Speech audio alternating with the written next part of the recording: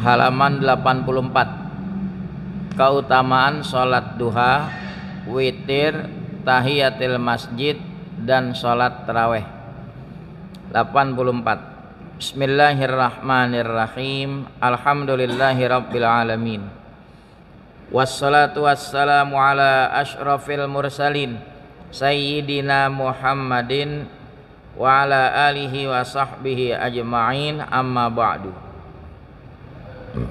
Fa inna asdaqal hadits kitabullahi ta'ala wa khairal hadyi hadyu Muhammadin sallallahu alaihi wasallam wa syarral umuri muhdatsatuha wa kulla muhdatsatin bid'ah wa kulla bid'atin dhalalah wa kulla dhalalatin finnar. Qala Syekhul Muhaddits rahimahullahu ta'ala wa adaman naf'a bihi wa bi barakati ulumihi wa bikum fid daraini amin. Radhiyallahu ankum. Qala radhiyallahu an. At-targhibu fi salatid duha. Perihal menggemarkan pada salat duha, wal witri, dan salat witir, wa tahiyyatil masjidi, salat tahiyat masjid, wa qiyami Ramadan, bangun di malam Ramadan. Jadi di hadis ini berbicara tentang 4 keutamaan. An Abi Hurairah radhiyallahu anhu qala, dari Abi Hurairah radhiyallahu anhu dia berkata, Ausani khalili sallallahu alaihi wasallam, berpesan kepadaku oleh kekasihku yaitu Nabi Muhammad sallallahu alaihi wasallam, bisiyami thalathati ayyamin min kulli syahrin, berpuasa 3 hari dari setiap bulan, wa raq'atayid duha, dan 2 rakaat duha, wa an utira qabla an arquda, dan bahwa aku sholat witir sebelum aku tidur. Muttafaqun alaih. Hadis disepakati oleh Bukhari Muslim. Wa an Abi Qatadah radhiyallahu anhu qala, dari Abi Qatadah radhiyallahu anhu dia berkata, qala Rasulullah sallallahu alaihi wasallam, bersabda Rasulullah sallallahu alaihi wasallam, idza dakhala ahadukum al masjida, apabila masuk salah seorang kamu ke masjid, fala yajlis, janganlah dia duduk, hatta yusalliya raq'ataini, hingga dia salat 2 rakaat. Muttafaqun alaih. Hadis disepakati Bukhari Muslim.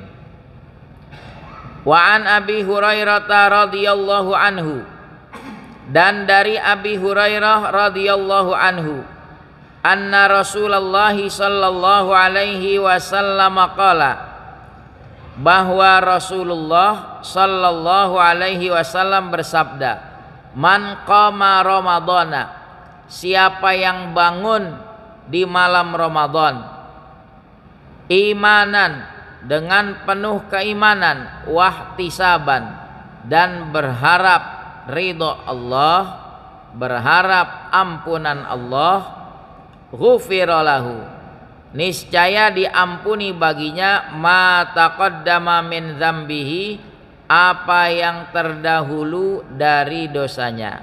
Muttafaqun alaih. Hadis disepakati Bukhari Muslim. Wallahu a'lam. 3 hadis yang kita baca sesuai dengan judul dari pengarang, 4 keutamaan, yaitu sholat duha, sholat witir, sholat tahiyatul masjid, sholat tarawih di malam Ramadan. Nah, hadis yang pertama tadi Abu Hurairah mengatakan, saya dipesan oleh kekasih saya, Khalili. Yang dimaksud saya dipesan oleh Rasulullah. 3 pesan Nabi kepada Abu Hurairah. Puasa sunnah sebulan 3 hari. Adapun penjabarannya,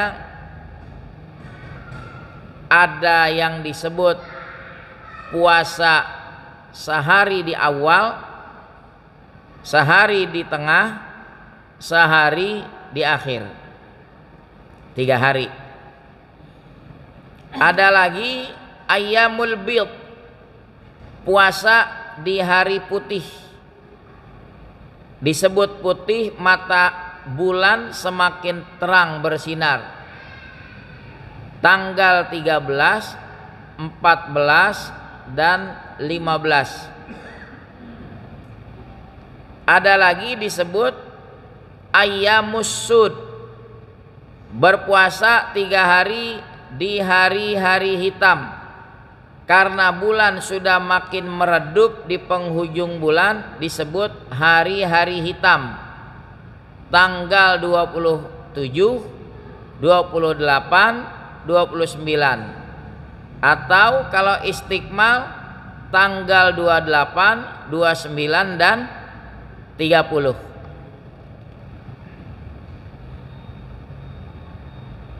Bagaimana kalau pas masuk bulan Zulhijjah, puasa ayyamul bid yang biasa 13, 14, 15, sedangkan di tanggal 13 Zulhijjah bagian daripada hari tasyrik.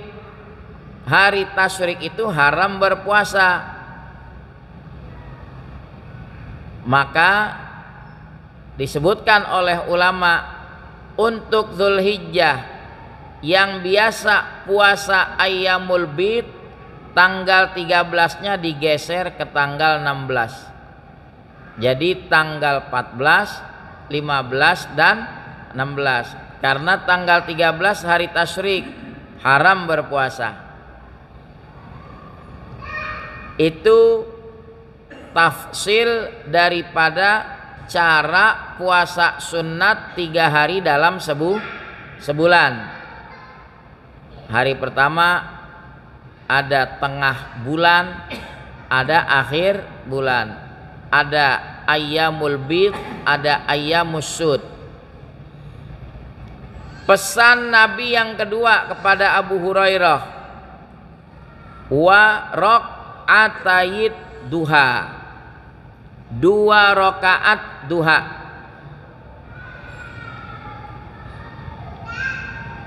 Orang yang melakukan duha itu namanya melakukan hak sodakoh.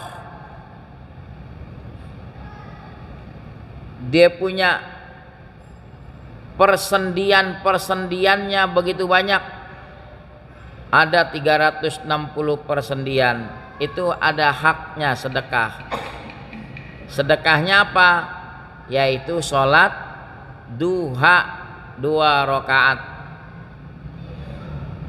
Pesan Nabi yang ketiga, witir. Di hadis ini witir sebelum tidur. Maka penyusun menjelaskan, fihi istihbabu taqdimil witri 'alan naumi. Di hadis ini anjuran mendahulukan witir atas tidur. Witir dulu sebelum tidur. Liman lam yasik bil istiqadh, buat yang kagak yakin bangun malam. Pulang kerja lembur, lelah banget, khawatir nggak bangun malam, ya sudah, sebelum tidur witir dulu. Ini hadis ini.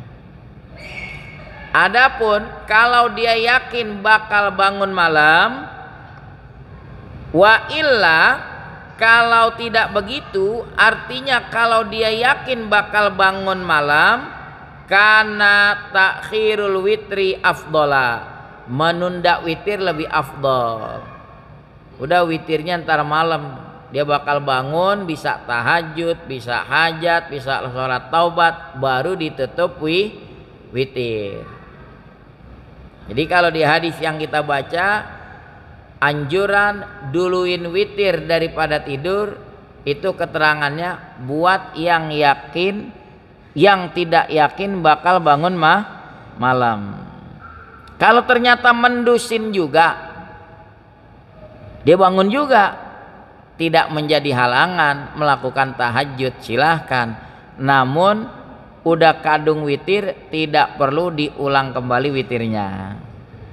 Tidak ada 2 kali witir dalam satu malam. Berikutnya hadis Abi Qatadah tentang keutamaan sholat sunat tahiyat masjid. Hadis sih nggak menyebut tahiyat masjid. Penamaan tahiyatul masjid ulama yang namakan. Nabi nggak menyebutkan. Nabi cuma bilang kalau masuk masjid sholat 2 rakaat. Berarti umum nggak tuh? Umum. Nabi katakan idza dakhala ahadukum al masjida, apabila masuk salah seorang kamu ke masjid. Ini menarik, penyusun menyebutkan tentang masuk ke masjid.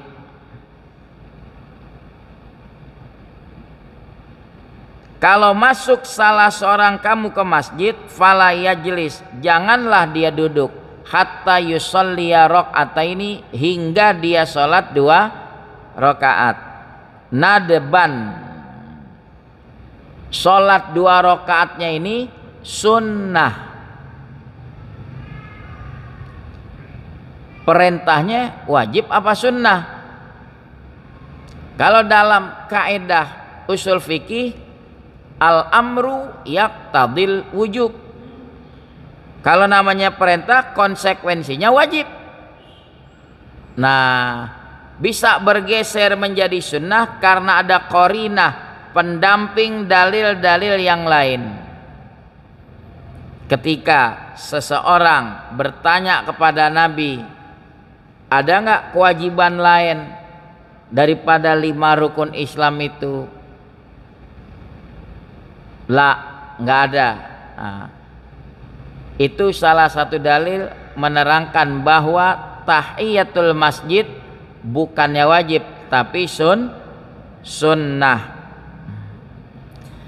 Dari hadis ini juga pengarang menyebutkan wa yukrahu ayyajlisad dakhilu qabla ayyusalliya rakaataini bila udhrin. Dimakruhkan seorang yang masuk duduk sebelum dia sholat 2 rakaat tanpa uzur. Begitu masuk langsung duduk tanpa uzur, makruh. Penghormatannya apa terhadap masjid? Sholat tahiyatul masjid. Nah, hadisnya kan umum 2 rakaat. Watah sulu bifardin, bisa hasil tuh keutamaan tahiyatul masjid dengan sholat fardu 2 rakaat. Contoh, hadirin datang ke masjid mau sholat subuh, persis muadzin qomat, duluin mana? Tahiyatul masjid apa sholat subuh berjamaah? Sholat subuh berjamaah. Dengan sendirinya dia dapat fadilah. Kan begitu masuk masjid dia sholat. Realitanya yang dikerjain sholat apa? Subuh. Masih dapat fadilah tahiyatul masjid. Itu yang dimaksud watah sulu bifardin. Wa wirdin, hasil pula dengan wirid, dengan zikir. Contohnya bagaimana? Kalau memang dia datang ke masjid, pengajian sudah mulai membahas yang fardu ain misalnya, penting sekali, dia langsung duduk, maka untuk kafarah menggugurkan dari sholat tahiyatul masjid yang dia tidak kerjakan, kafarahnya tasbih 4 kali. Subhanallah walhamdulillah wala ilaha illallah wallahu akbar. Ada sebagian ulama menambahkan wala haula wala quwwata illa billahil aliyil azim. Berapa kali? 4 kali. Wa sunnatin, hasil juga 2 rakaat itu dengan sholat sunnah.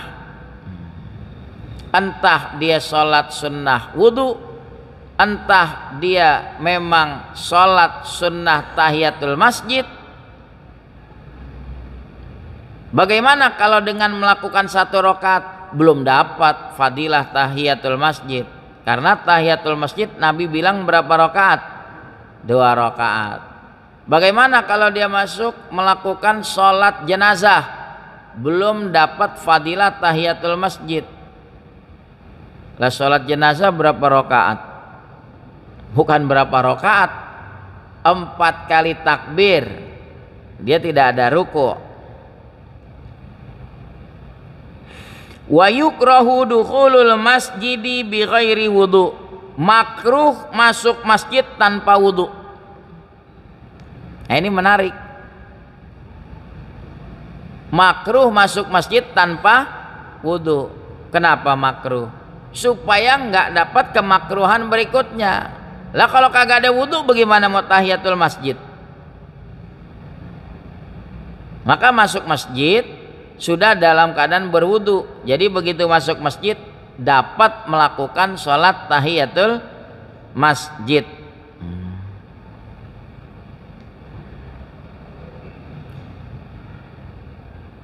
Sekarang melakukan sholat tahiyatul masjid di waktu yang terlarang, boleh atau tidak?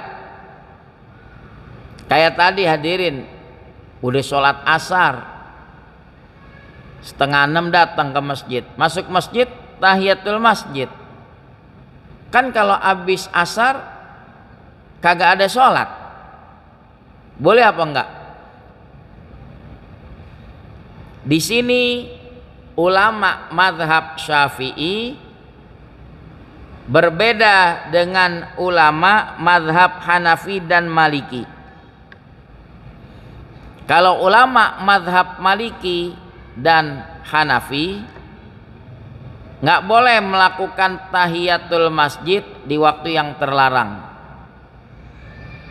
nggak boleh. Kalau ulama mazhab Syafi'i merincikan sholat sunnah ada yang sababuha mutaqaddim, ada yang sababuha mutaakhir. Yang kagak boleh melakukan sholat sunat sababuha mutaakhir, yang sebabnya datang belakangan, atau sholat sunnah mutlak tuh kagak boleh, atau sholat sunnah yang kagak ada sebab, itu yang kagak boleh. Adapun sholat sunat sababuha mutaqaddim, yang sebabnya terdahulu, boleh dilakukan. Contoh, sholat sunat sababuha mutaqaddim, sebabnya terdahulu, sholat sunat wudu. Sebab wudu dia sunnah sholat. Mana duluan sebabnya sama sholatnya? Duluan sebabnya kan wudu dulu. Gara-gara wudu disunnahkan sholat wudu, kan begitu. Lah kalau dia kagak wudu, masa disunnahkan sholat wudu? Nah, contoh lain, masuk masjid, mana duluan sholatnya mau masuk masjidnya? Nah, itu sebabnya duluan. Sebab masuk masjid disunnahkan sholat. Yang begini kata ulama mazhab Syafi'i tidak dilarang. Dia tidak termasuk yang dilarang. Walaupun waktunya waktu yang terlarang, tapi dia pengecualian. Jadi hadirin bisa datang 5:30 ke masjid, melakukan sholat sunat tahiyatul masjid. Kalau ulama mazhab Hanafi dan ulama mazhab Maliki nggak boleh. Dia memukul rata sholat sunnah, mau sebabnya mutaqaddim, sebabnya mutaakhir, pokoknya kagak boleh. Tapi kalau ulama mazhab Syafi'i merinci, yang kagak boleh yang sholat sunnat sababuha mutaakhir. Apa contoh sholat sunnat yang sebabnya belakangan? Sholat sunat safar. Seumpama hadirin mau pergi keluar kota ke Bandung, kan disunnahkan sholat. Nah, hadirin udah sholat fardu asar, lalu mau berangkat ke Bandung melakukan sholat sunnah safar, nggak boleh, terlarang itu, masuk larangan dalam hadis Nabi, nggak boleh sesudah sholat asar, sesudah sholat subuh melakukan sholat.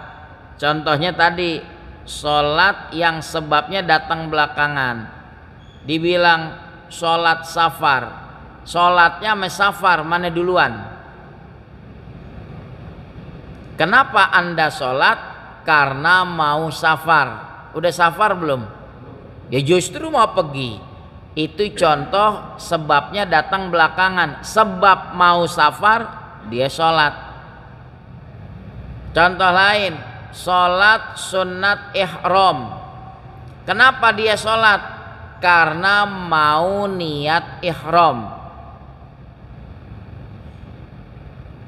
Itu contoh sholat sunat sababuha mutaakhir.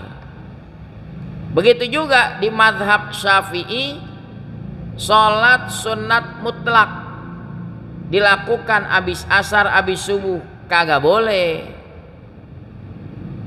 Atau sholat sunnah yang tidak bersebab, melakukan sholat sunnah tasbih, sholat sunat istikharah ba'da subuh, ba'da asar, itu masuk larangan, nggak boleh.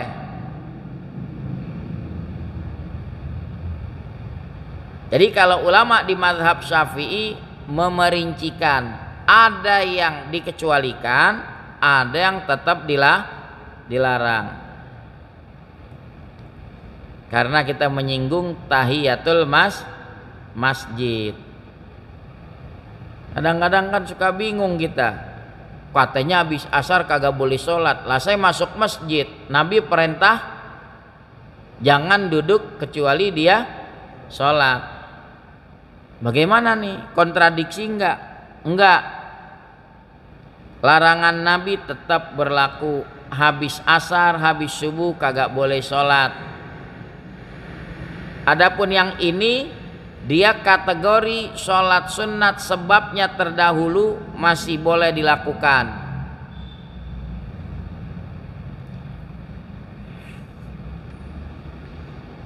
Kalau jenazah bagaimana? Sebabnya datang belakangan apa duluan?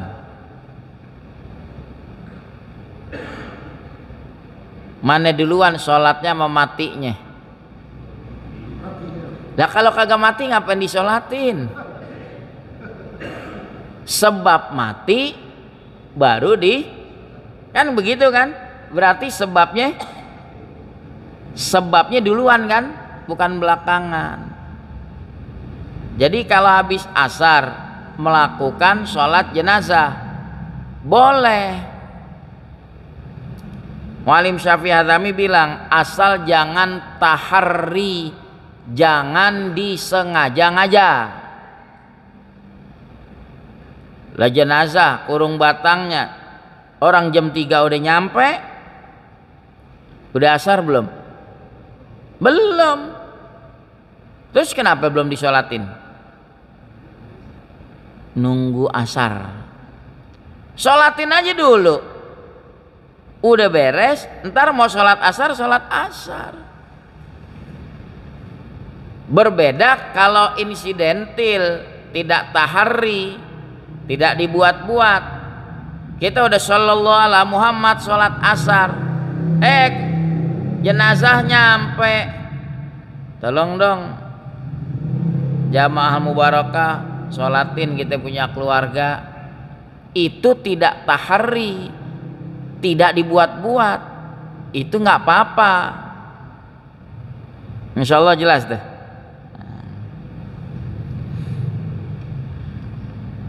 Kita balik masalah sholat sunat tahiyatul masjid. Kita lanjutkan. Di sini dalam syarah diterangkan wal ya'ti bit tahiyyati walau fi waqtin nahyi inda syafi'iyyati li takhsisin nahyi bi umumil amri indahum. Hendaklah dia datangkan tahiyatul masjid walaupun di waktu yang terlarang menurut ulama Syafi'iyah, karena kekhususan larangan mengkhususkan larangan itu dengan umumnya perintah. Menurut mereka perintah sholat tahiyatul masjid kan umum, kan begitu. Wakila, ada yang berpendapat layak tibiha fi waqtin nahyi, dia tidak boleh datangkan tahiyatul masjid di waktu yang terlarang, kayak tadi habis subuh, habis asar. Wa huwa madhabul hanafiyyati wal malikiyyati, itu mazhabnya ulama Hanafiyah dan ulama Malikiyah.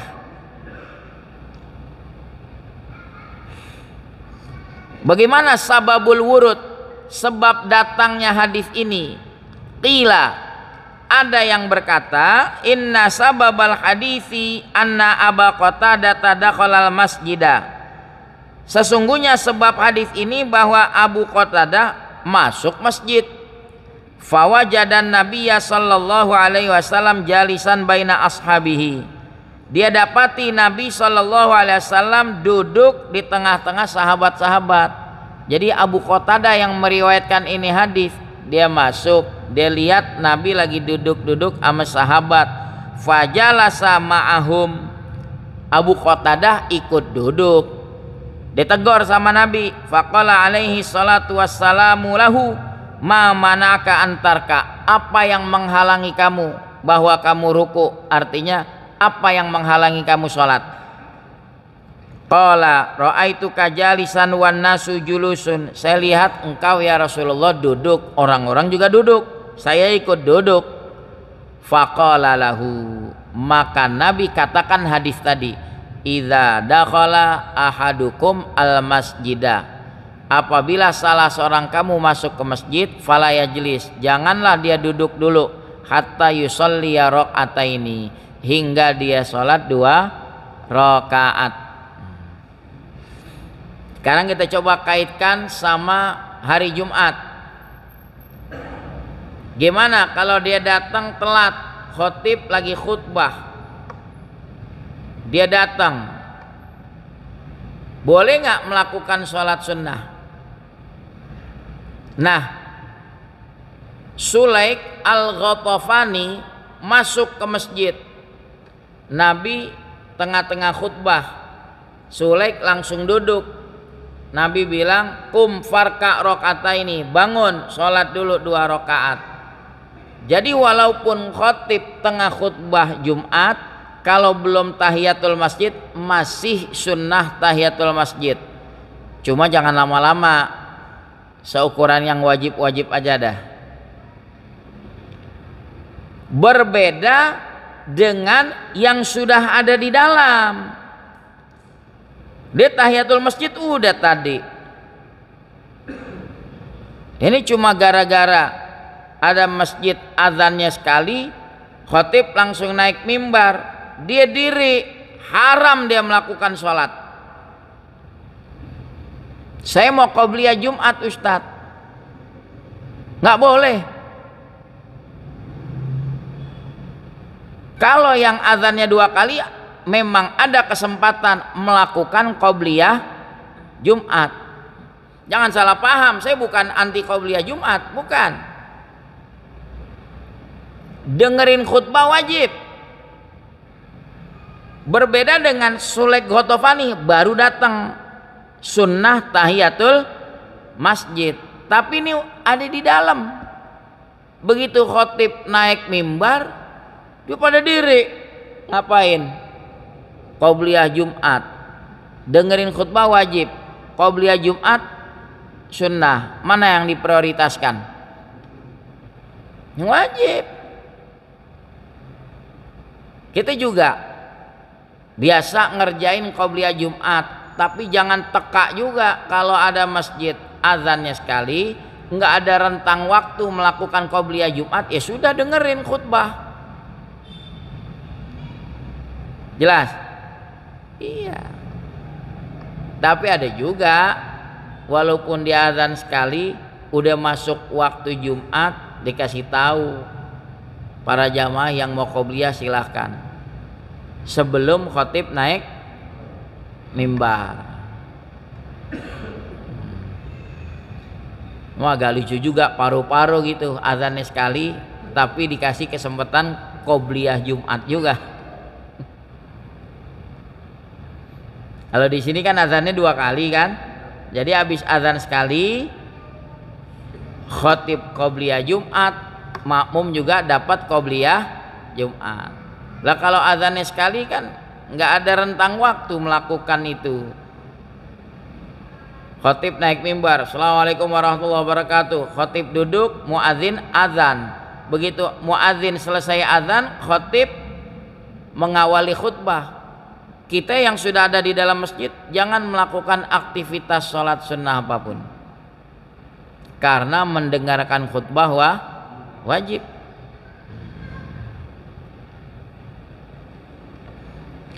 Hadis yang terakhir dari Abi Hurairah radhiyallahu anhu, bahwa Rasulullah sallallahu alaihi wasallam bersabda, man qoma Ramadan, siapa yang bangun di malam Ramadan. Kalau Imam Nawawi tafsirkan hadis ini konteksnya tarawih.